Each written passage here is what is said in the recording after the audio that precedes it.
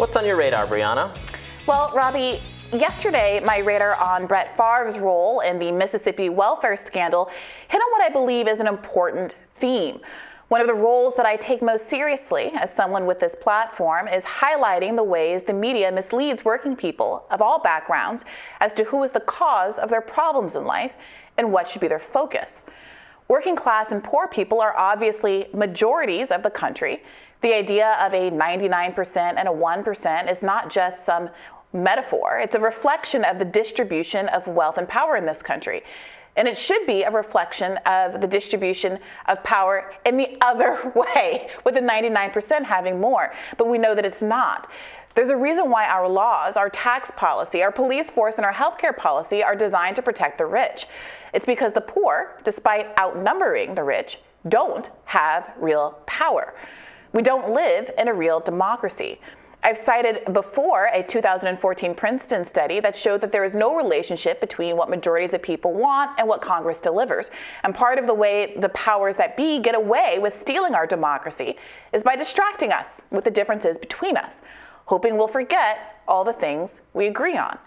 According to a new Congressional Budget Office report, the poorest half of America, 150 million people, hold only 2% of the country's total wealth. The top 10%ers have seen their wealth grow by leaps and bounds since 1989, but half the country lives on the remaining 2% of the pie. Does anyone really think that the bottom half of the country's earners really only work as hard, have only contributed as much value to the country as 2%? This wealth distribution has come as a consequence of government policies. When union density was higher and worker power was stronger, taxes on the rich were much higher, and the gap between CEO pay and the pay of workers who made them rich was much narrower. The ratio was 21 to 1 in 1965. It's now 351 to 1. And as if you needed more evidence, CEOs are openly telling investors they are, quote, praying for inflation. They're bragging about price gouging. And the government is openly telling you that they're trying to create unemployment. Corporate CEOs who care more about marginally increasing profit for shareholders than reinvesting in their companies and the communities that made them great ship jobs overseas, a practice that not only devastated the American working class, but is at the root of the supply chain crisis that's driving inflation. Politicians weaponize fear of the other to turn Americans of different backgrounds against each other, so we don't notice that a rainbow coalition of diverse corporate crooks are screwing us all. And all along, the media is there to manufacture consent. Enter the New York Times editorial, published Tuesday, which asked the American public to please, please, please think of the landlords. The piece, written by Lydia DePillis, rightly focuses on a real crisis, the rent crisis. Rising housing costs are one of the categories driving inflation, and renters are bearing the brunt of those costs. The price of new leases are up about 17% from the March of 2020. Home prices are up more than 30% over the past couple of years, and homeowners are looking at interest rates so high that they're starting to look like student debtors' interest rates. The cause here is no mystery. We're in the midst of a historical housing shortage. And even if we had leaders poised to do something about it, even the best meaning politician is someone constrained by a very real supply chain crisis limiting building supplies. But that's not the whole story. Wall Street investors took advantage of pandemic-era housing crisis to buy up real estate. Institutional investors like REITs and private equity firms snapped up these properties as investments rather than homes. And many of them have been taken off the market as affordable rental properties and are instead being used as Airbnbs and more expensive sale units.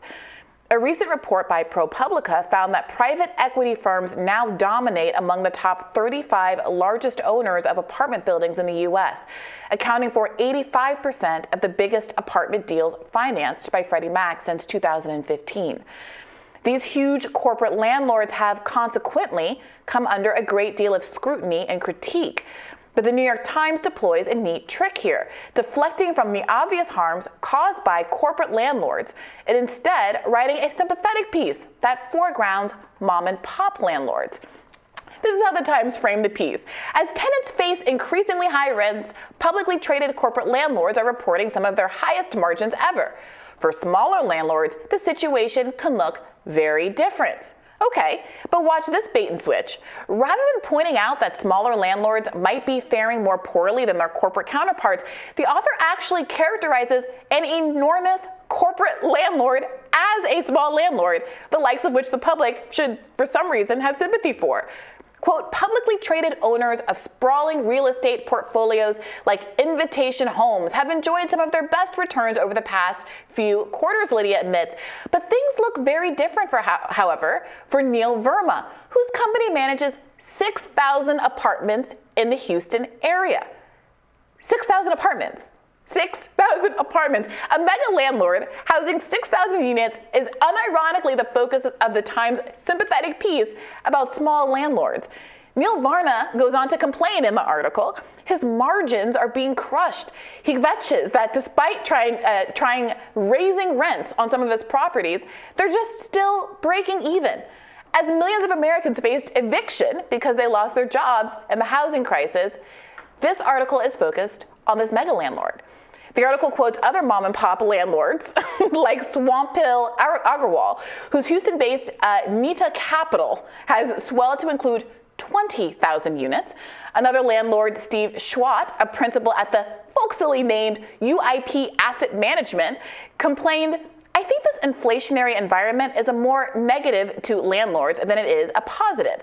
Most landlords would tell you, I really liked 2001. Things were coming back. Interest rates were low. Things seemed to be going relatively easy. 2022 is a B. Media critics and left populists, of course, skewer the article on social media, including the pathos-filled picture at the top featuring a lone, intrepid entrepreneur landlord. Adam Johnson, co-host of the popular Citations Needed podcast and a media critic, screen grabbed a section of the article which makes a passionless reference to the pictured landlord's tenants, who he's currently trying to evict, ironically tweeting, "Pity the evictor." Others observe that the New York Times' largest shareholders include investment corporations like Vanguard and BlackRock, who have invested heavily in real estate. Conflict of interest much? And many leftists simply pressed on this simple point. Landlords, at least those who own 10, 20, 1,000 properties, serve a parasitic function in society.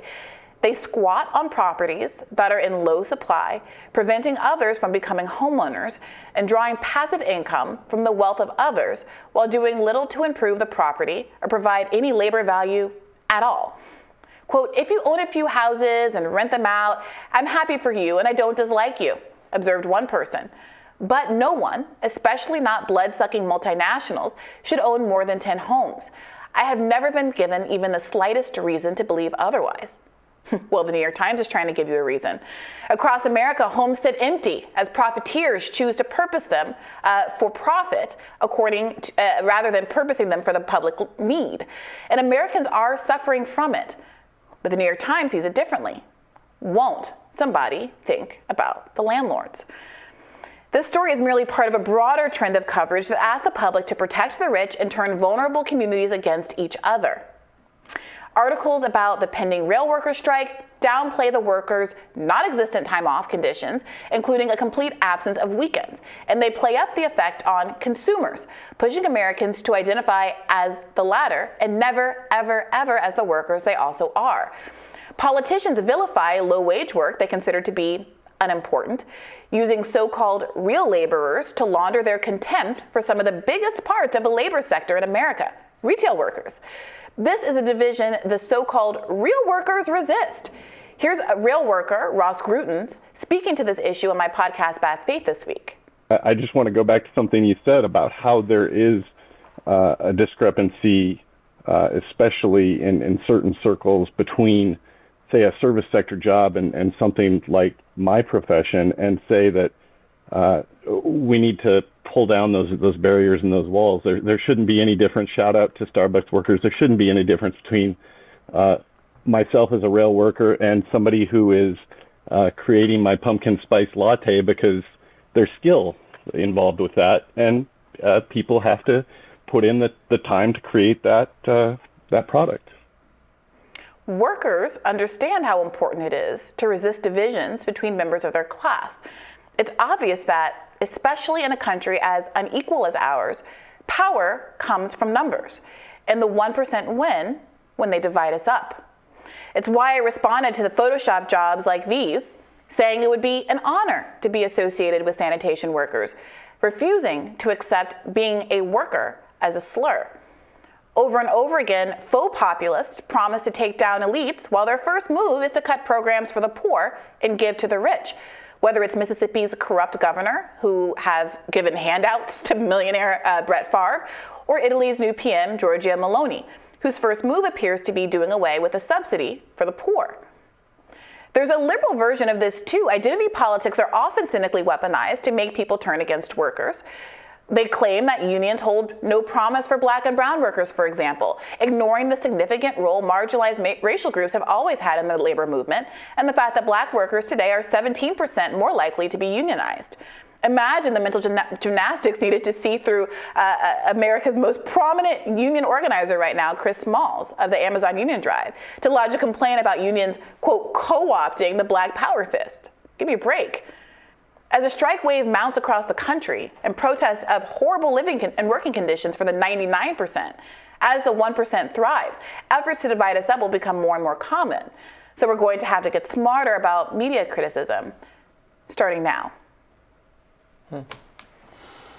Yeah, look, obviously people, workers are free to advocate for themselves and to organize and to get more of what they deserve and deserve more than they're getting. I don't have any issue with that. We can find common cause on that. I don't know that we need to stigmatize landlords, but it's, What is the resistance? Let's get into that a little bit.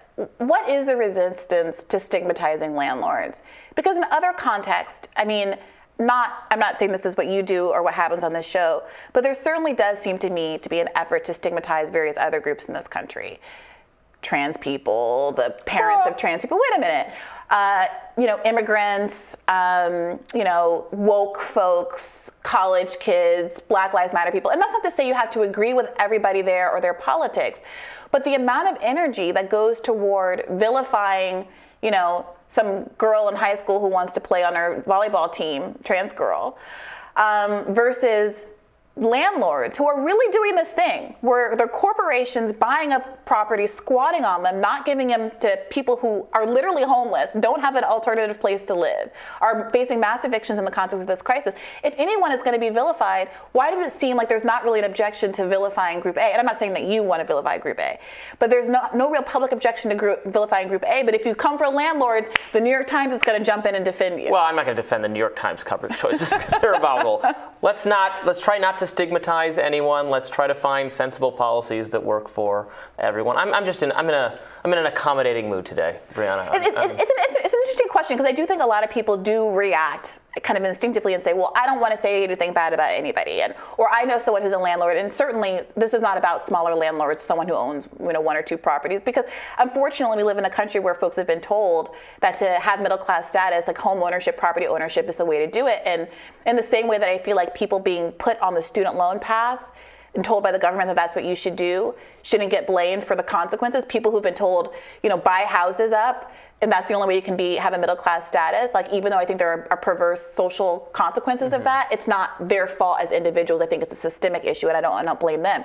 But these big mega corporations that are literally creating the crisis that we live in, some people would say, a leftist kind of, dare I say, Marxist analysis would say that people cannot be rich without others being poor. And there is a relationship between an enormous aggregation of wealth at the top that has happened, especially during the pandemic, and the poverty that people have been thrown in.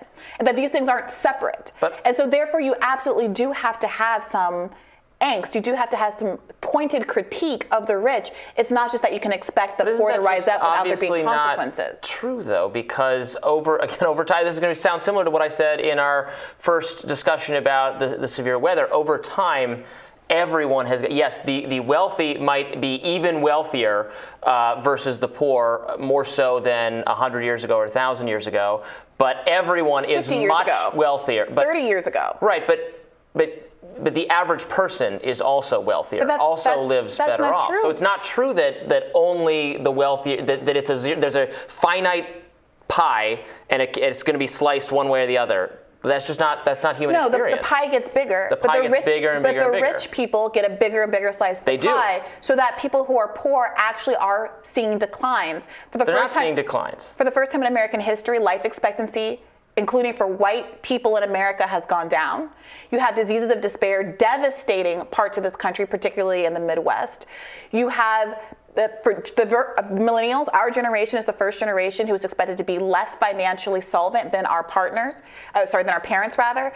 Every article that comes out is about how millennials are killing the housing market, and millennials are killing the engagement ring market, and millennials are killing everything because we are not able to hit the milestones that other generations have done. We have a lot of policy issues. We have a lot. Again, I think we should just ease all the restrictions on building houses. We should, our efforts to subsidize education and healthcare and all sorts of other things have not made them better or more affordable. I agree with that.